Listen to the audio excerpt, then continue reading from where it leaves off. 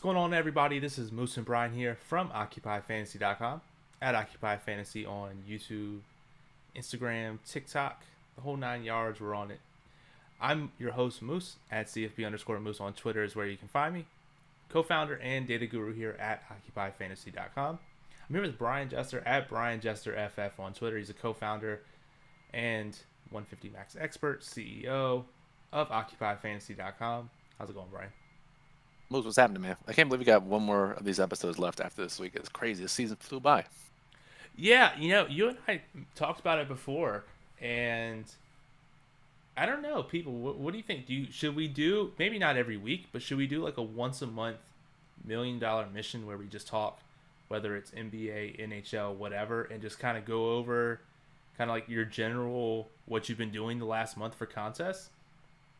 I think it's a good idea. And to me, not saying I don't enjoy talking about football, but we talk about this every single weekend. It gets repetitive in some senses, but I would love to once a month talk about, here's what I've been doing in hockey and PGA and MMA, and all those sports are just super interesting concepts to think about outside of NFL. So yeah, I think that would be, I'm down for it. I'm curious to hear what other people think and what they'd want to see. Yeah, because I know a lot of these high level big picture discussions that we talk about, it's great. And even though I talk to you literally every single day for hours on end, I still learn a bunch every time we do one of these streams, and I'm sure the viewers do as well. And of course, wouldn't be a start of the show without Johnny showing up in the chat. What's up, Johnny? He says, yes, great ideas. You guys know me. I love strategy. I know most guys who listen here also like strategy. So I'm sure we'll figure something out. Because I got so much stuff going on that I would just love to just talk about. And I mean, a lot of the stuff we put in Discord and we put in the plugs and whatnot, but just general ideas I'm thinking about different sports. And even if you don't play those sports, I think it'd be a good concept because you should be able to pick different things from sports you're not even playing.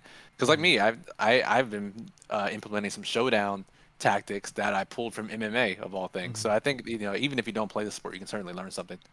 Yeah, exactly. So let's jump right into it, and we'll just see how you did last week. Start with the bad. Over on FanDuel, $750 in entries for a 549 in winnings for a minus 27% ROI. Yeah, just real quick, that number's way lower. I actually was messing around and didn't get my entries in time, and I was doing something else, and so I only entered the $5 whatever it was. So, fortunately, saved some money. It looks like. Exactly. And then over on DraftKings, woo, 37.15 entries, 64.21 in winnings for a 72% ROI. First time since week 4, 3, 2? I think so, dude. It's been a while. So this was close to a spike week. So it finished 50th and had a couple in the top 200 of the milli. Was flirting with top 20 there for a while in the 4 o'clock games. And I ended up finishing 9th in the flea flicker, which is the $5 50K to first. So there was certainly some sweats there, and in the large GPP. So, and again, to not have a spike, like to literally not finish top 5 in any of the GPPs, and to have a 72% ROI, just goes to show that I had pretty good player pool this week. Having 20% Jamar Chase will certainly do that, and yeah, it was a good week overall for sure. Definitely. And then we finish all around. This was the last week in Pick'em. I don't know why they don't have week 18. I feel like that would make it more exciting. We would crush week 18. That's why. Why? I said because we would crush week 18 with all the random bullshit that happens. No, we'd go on 5. But probably true. Here's how we did. We went 1-4. The chalk absolutely smashed the last 3 weeks, which moves us down like 500 spots for the last 3 weeks. Well, Brian, I think we can take a minute or two to kind of reflect on this. I like the strategy that we took. It didn't matter if we finished, to 1800th or 136. Like, we weren't getting money, so we were at the point where we needed to take leverage, and I would do it all over again.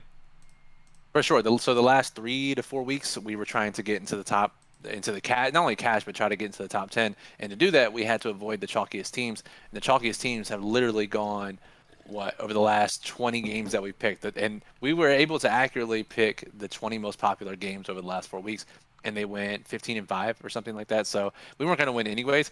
But I will say the one takeaway I have was once we kind of picked up on a strategy that we thought would be pretty successful, that other people weren't picking these teams and we thought they were in great spots, and we had 75% win rate from what was it, like week 6 to 12 or something, or whenever it was. And I think if we extrapolate that over the course of an entire season next year, which I hope we can do, then I think we learned a lot this year, and I think we can make a run next year. Yes, and again, it's always about growing. I wish football season started up again next month so we could just keep doing the strategies again. But no, I like it. We got March Madness coming soon, so we can implement some of these strategies right away.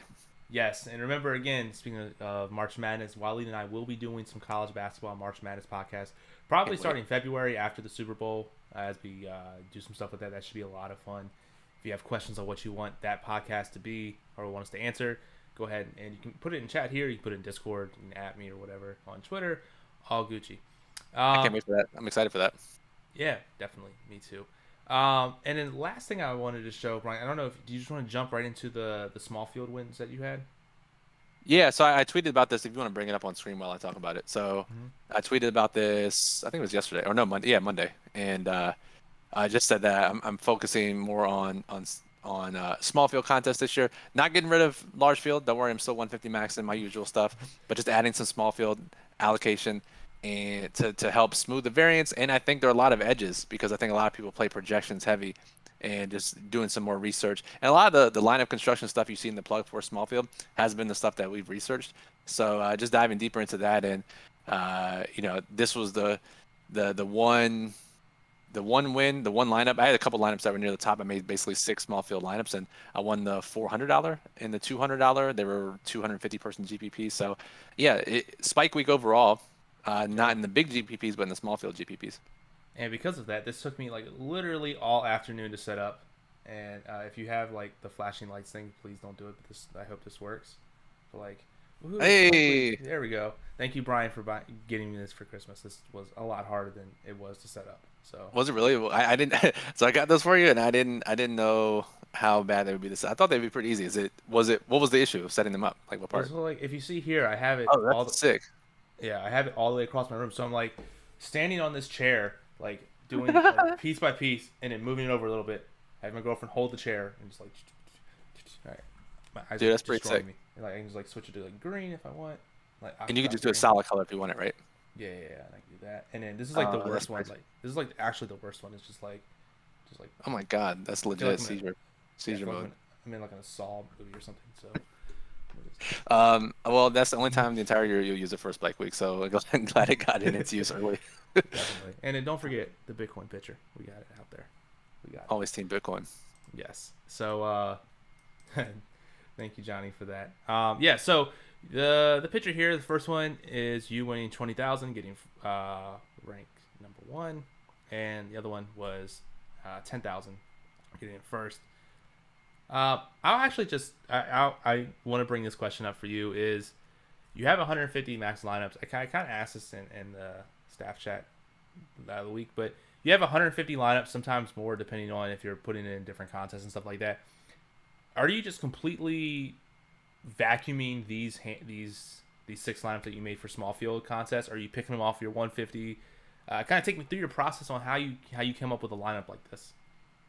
That's a great question, and this was part of what I wanted to figure out. And so for a sport like NFL, right, it's kind of tough because the risk reward is basically the same. You see this one, it's the 3x1 stack, which is the same as what I would put in a large field contest, right? Mm-hmm.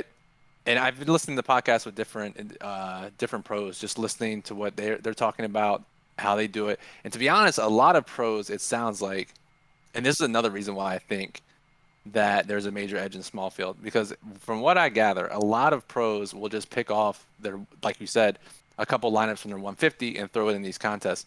Mm-hmm. However, the ones that we know are the most successful, and two of the ones that come to the top of mind, especially for NFL small field, is Oxen Duck, who's won the 444 twice this year, won 2 millis. Those are 1,000 players or less. Talk about Whistles Go Woo. We all know, we've talked about him before. We know his success. Both those guys absolutely dominate small field contests, especially NFL. Mm-hmm. And so, looking at their lineups and mostly looking at showdown lineups, they absolutely have different lineups in those contests than they do in the large field stuff, and that takes a greater time to do that.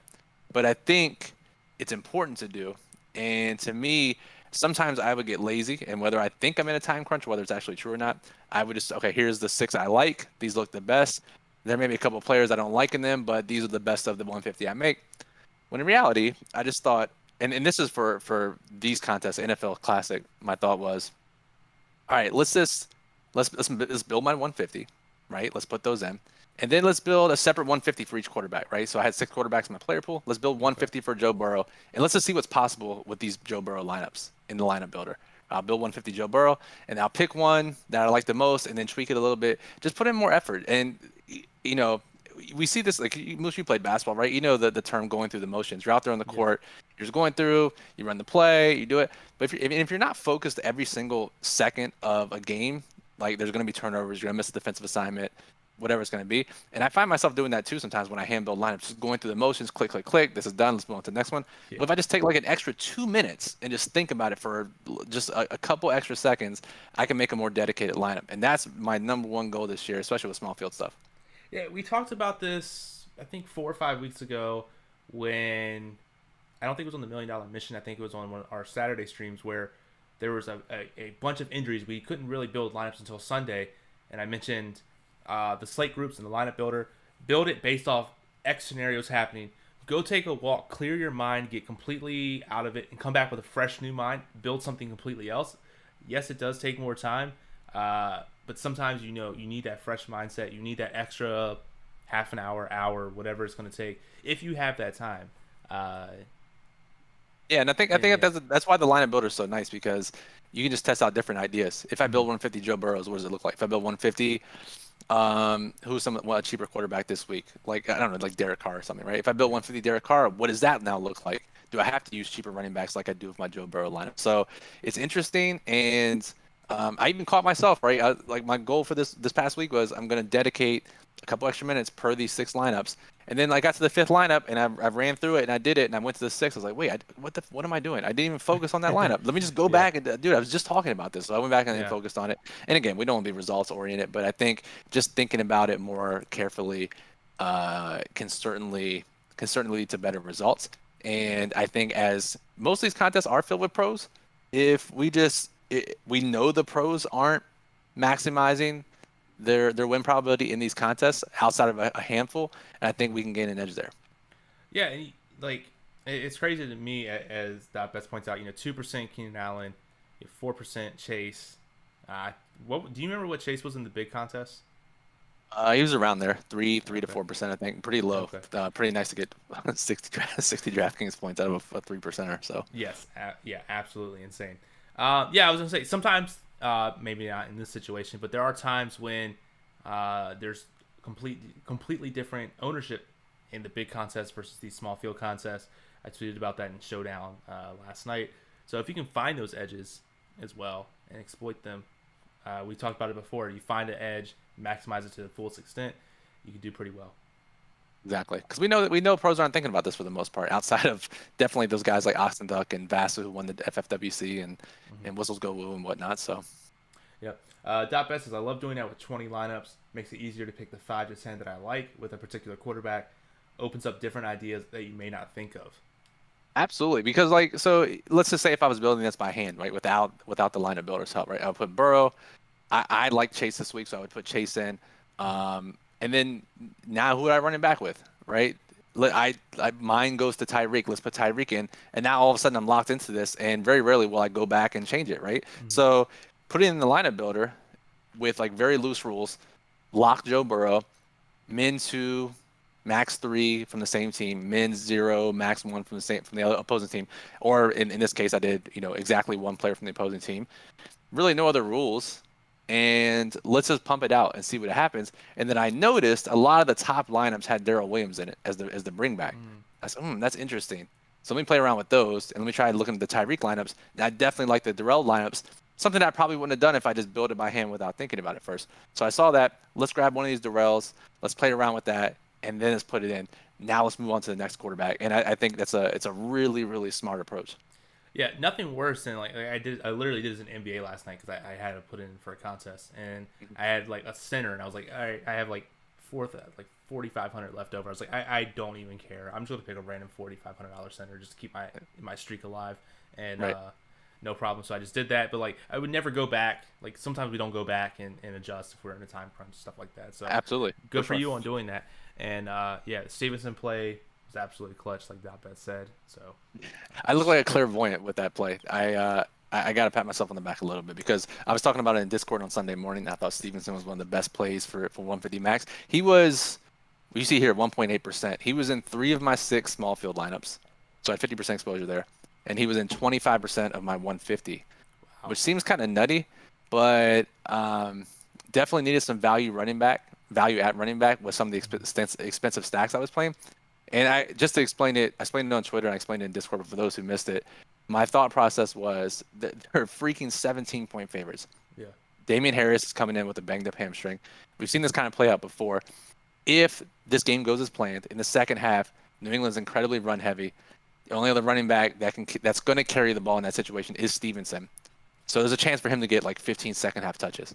And he ended up going for 100 yards, 2 touches. Both touches were in the second half. And I mean, you couldn't have wrote it up any better to how it played out. But we'll take those sometimes. Exactly. Yep. So, if we want to go ahead, if you guys have questions about Brian's hand built lineups or the small field contest, go ahead and put them in the chat. I'm gonna switch over to the Fantasy Labs contest dashboard here, where I have your exposures already set up. Made sure it didn't crash this time. Good work. There's one person in particular I wanted to talk to you about in your 150 lineups from that same game. And I have it sorted by leverage. You had 7% Christian Wilkerson. The field had 0.1%. He went off for, I think, 2 touchdowns. Speaking of a clairvoyant call here. Yeah.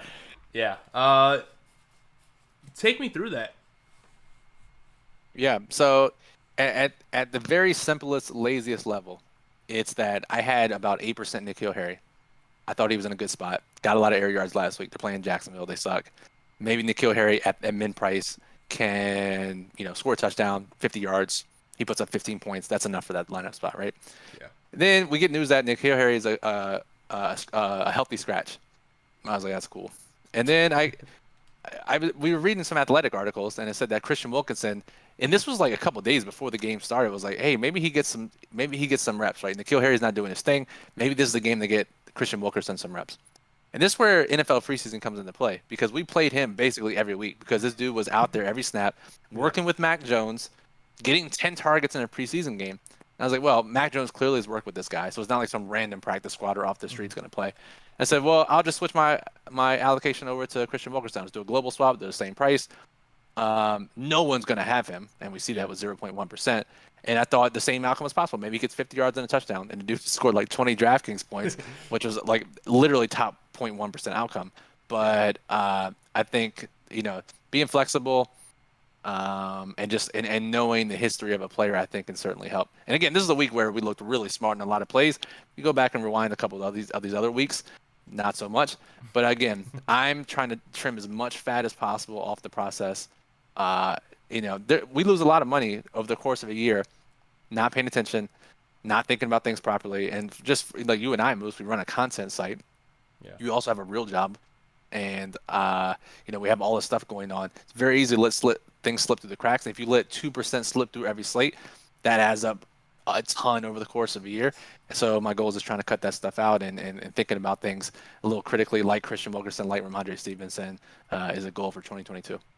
Yeah, and as Joe points out in the chat, Braxton Berrios was, let's see where he was here. Yeah, you had 27% of him. The field had 22%. Great call there as well. Joe said I played him in 75% of my lineups. That was a great call as well. I mean, here's another one where we kind of got a 1% outcome where he ran for a touchdown and caught a touchdown. I was kind of shocked by his ownership. I thought he'd be somewhat popular, like 10%. 22% was a little nutty, and I don't know what I would have done if I'd have actually thought he'd be 22%. But great week all around on the call. So we'll just pat ourselves on the back, and we deserve these weeks sometimes. Definitely, yeah. So I want to take a look at some of your top lineups and kind of go through them. So obviously they were Joe Burrow stacks. This one is 68th. It looks like one away from being nice. AJ Brown, killer in this one. Yeah, AJ Brown. If you told me if I was out shopping, or I don't know why I would be shopping on NFL Sunday, but if I was away from the games and you told me Tennessee scored 34 points, I'd be like, okay, AJ Brown probably had 1-2 touchdowns, looking great, Right, for sure. absolutely crushing. And no, he just didn't do anything. So I that know. sucks. So this lineup, right? So let's just talk about it for a second. Yeah. So Joe Burrow, Jamar Chase, they were one of my primary stacks. Darrell Williams, you see here, was again he kept popping up as the top bring back for Joe Burrow lineups. So it's nice to see it here. Jared Patterson, cheap guy, I had a ton of exposure to, so it makes sense that he was in my top lineup. AJ Brown, I had 8 to 10%, right? I think that was roughly the same. Amon-Ra St. Brown, I had 4 to 6%, nothing crazy, but just trying to get all these guys through my lineups. Higbee, I wasn't high on. Callaway, I had a handful of percent. So those two guys really were just they were just part of my player pool, not guys I was really focused on. So just the randomness of a top lineup. Yeah, and we can go back to Amon-Ra St. Brown. I think it's like the last 3-4 weeks, he's been getting a lot of targets, high target share, some good air yards. I think he's still sleeping under the radar a little bit. I don't fucking think. Amon-Ra Jerry Rice, dude. This dude's out of control. Yeah, so I hope he stays at 6 to 8%, like we project him to do. So I don't think it's gonna happen again this week, right? no, not at all. Joe says Antonio Brown killed me. Yeah, that was terrible. Yeah, that's our fault for not thinking that he might rage quit in the middle of the third quarter. Yeah. Oops. As soon as that happened, Brian, you texted me and said, "All right, we got to add that to the NFL model, the probability of rage quitting." So. Yeah, I mean, it's happened twice now, right? We had Vontae Davis, who literally quit at halftime for the Bills a few years ago, and the AB quit in the middle of the third quarter in extravagant fashion. So that was just talking about the NFL perspective. That was insane to see. And I'm not gonna get into what happened or whatever, but just to actually see that happen on a football field was pretty wild. It is, yeah. And looking at some of your stats, this is definitely some of the highest I've seen for a while. 41% of your lineups cashed, 7% in the top 1%, almost 40% in the top 20%. That's fantastic. Now, I wanted to ask you, I guess you kind of hinted at it when you were talking about your small field stuff, but this was a 2x1. Are you now in the builder? Are you doing that min 2 max 3 and just kind of see how it plays out and twiddling it there, or did you specifically go 2x1 Bengal stacks? So this in particular, it was only this game I did 2x1s because of how expensive it was. Right? If you tried to 3-man stack Cincinnati or 3-man stack Kansas City, the rest of your lineups look terrible. Yeah. So to me, I said, okay, well, this is expensive enough that I'm just going to 2x1 it, and we know that's profitable, right? We see we ran the numbers, we know it's profitable. I personally have more success in 3x1s, but I'm not going to force them when it doesn't make sense. So this game stack in particular this week made sense to 2x1, which is why you see mostly Cincinnati stacks in that, and so it kind of helped for me because Jamar Chase got all the production in the passing game. Yeah, it was insane. Let's see here. Dotbet says, if you bring back a running back, do you want to make sure he gets a ton of passing game reps? Always concerned to running back with a running back in case you miss out on the wide receiver going off instead, or is Darrell more of a leverage play because of the salary relief? Yeah, so that's a really good question. A lot of different answers there, and I'm not necessarily concerned about bringing back a running back if they play in the pass game, just because when we could easily see a running back at 20 carries, 100 yards, 2 touchdowns, and the other team is forced to throw the whole time. Whereas if it's a running back on the same team as your quarterback, then that's when you want them to play in the passing game because you ideally want a passing touchdown and you get the correlation, right? So bringing it back, I'm not necessarily that concerned about it. Chris was really high on Darrell Williams, and it caused me to pump up my exposure a little bit too. So shout out to Chris for that. And I think it just made a ton of sense given his price in this game stack. Yeah, makes sense to me. Rod says, hands down, Occupy Fantasy. Brian Moose and team are the GOATs, providing information and answers as needed. Hoping you guys will continue with the postseason, with the strategies, etc. Yeah, we're here until Super Bowl for football. Yes, sir. So, through the Super Bowl, and then stay with us after because we got all kinds of sports coming. So don't forget about it. When Super Bowl comes, that means the NFL props guide. Hell yeah! Woo-hoo. Can't wait. Yes, absolutely. Cannot wait. Yeah, I can't wait either. All right, so. If you guys have more questions, definitely go ahead and ask. Let's take a look at, again, we always have to look at the duplicated leaders. 155 lineups. Had Trey Lance. Go figure. Trey Lance was very popular. No way. Ran it back with the rage quit. Not actually ran it back, but yeah. That's Yeah, just, naked Trey Lance was going to be dominant from lineup builders, so optimizers. yeah. And I'm trying to think from a like take a step back and just looking at lineups. What story would have to happen for a naked Trey Lance to win a big GPP like this? 'Cause I think we saw it a couple weeks ago with the naked Cam. I think we've seen it with the naked Jason before. We have seen it with naked Taysom before. Yep. Yeah, and so basically you need a quarterback that just runs for 3 touchdowns. Yeah, they have to be cheap generally. They have to put some rushing upside up there, and the fact that they get there at their cheap price tag, like one of the receivers could score 15, 20 DraftKings points, but not even be in the optimal because there's so many other games that go off. So yeah, it's possible, but again, you're just competing with so many line. Because Trey Lance was what, like 15, 20%. You're basically competing with 20% of the field to get the other 8 spots correctly without correlation, which is extremely difficult. Yeah, very, very difficult. And I guess that's why Braxton Berrios was so high. He was in the top 1, 2, 3, top 4 out of 5 most duplicated lineups. Yeah, I get that'll do it. Yeah. I will say, what was I going to say?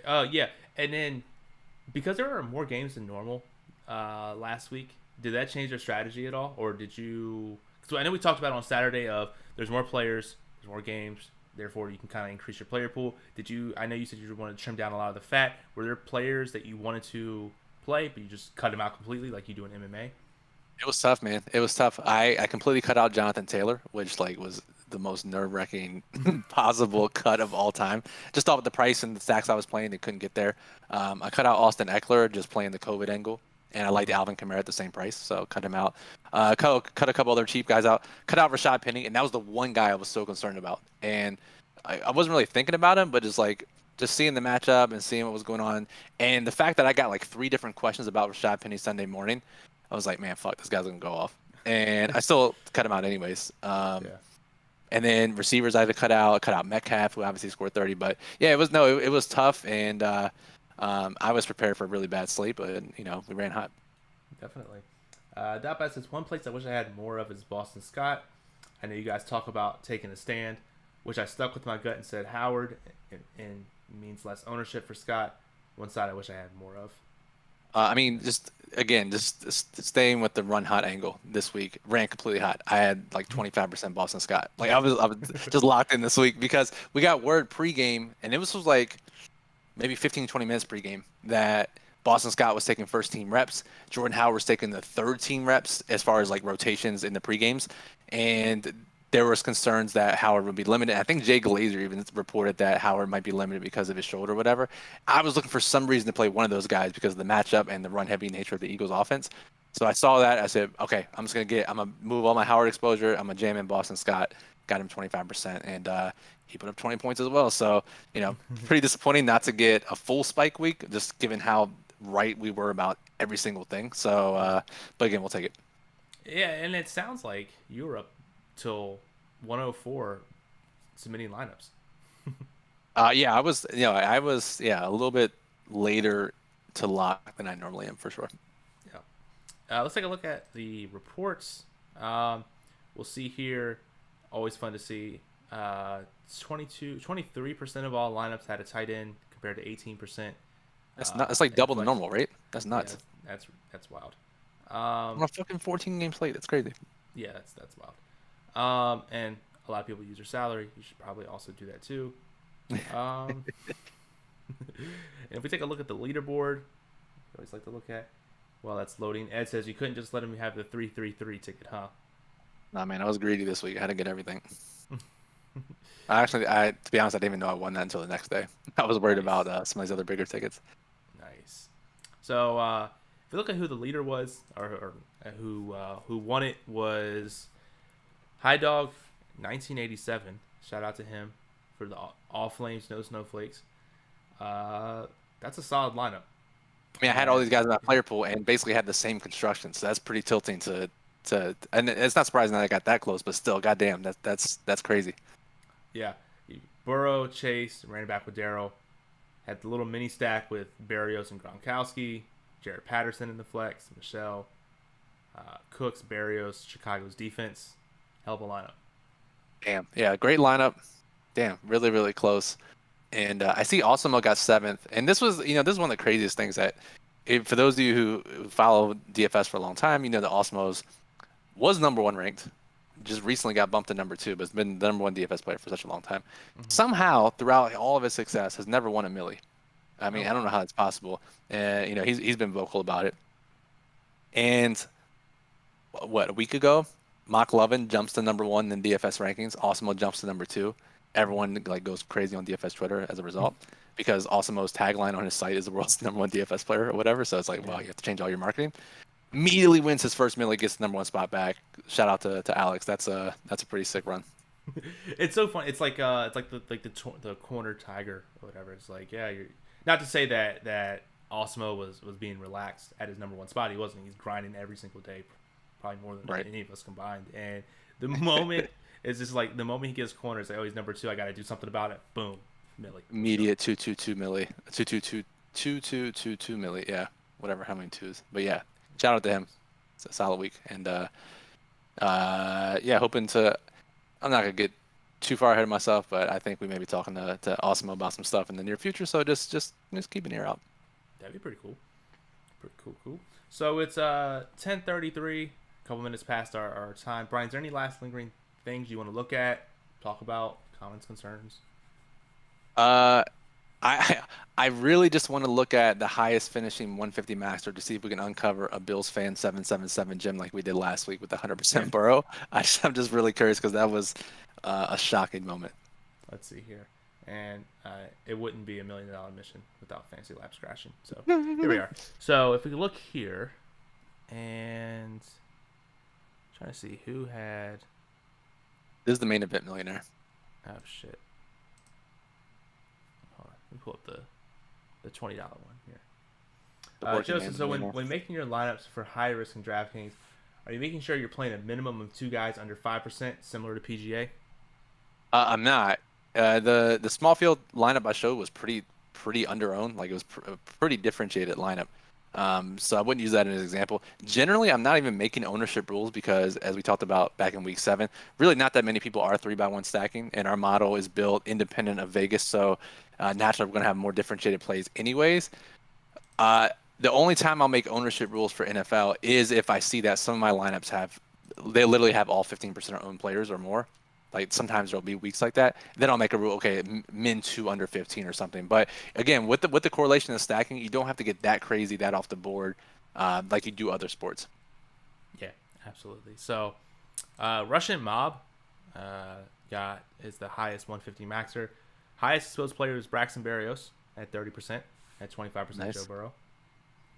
That'll work. And then Awesemo was number 2, had 85% Sony Michel. Interesting. Very interesting. 85% Michelle, 70% Demont. 51% Braxton Berrios. What was his quarterback? Can we just look at his quarterbacks really quickly? How many quarterbacks he played? He played a lot. This is Awesemo.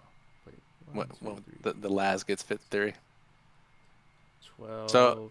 So it looks like he played a pretty decent core with Michelle, Montgomery, some of those other guys, and then rotated stacks around them. Yeah, that's what it looks like. Cool. And sorted by ROI. I actually want to just see will this even work if I do that. So just looking at some of the people who didn't cash, looks like didn't cash any lineups. I was actually seeing if this was a thing. I'm not going to say any of their names, but looks like these people just didn't play. Like, they just did put one lineup in 150 times and ran the train. That's rough. That's rough. That's very rough. Yeah, not fun when you run a Jalen Hurts, Jalen Reagor, Wendell Smallwood, John Bates stack. That's gotta be rough.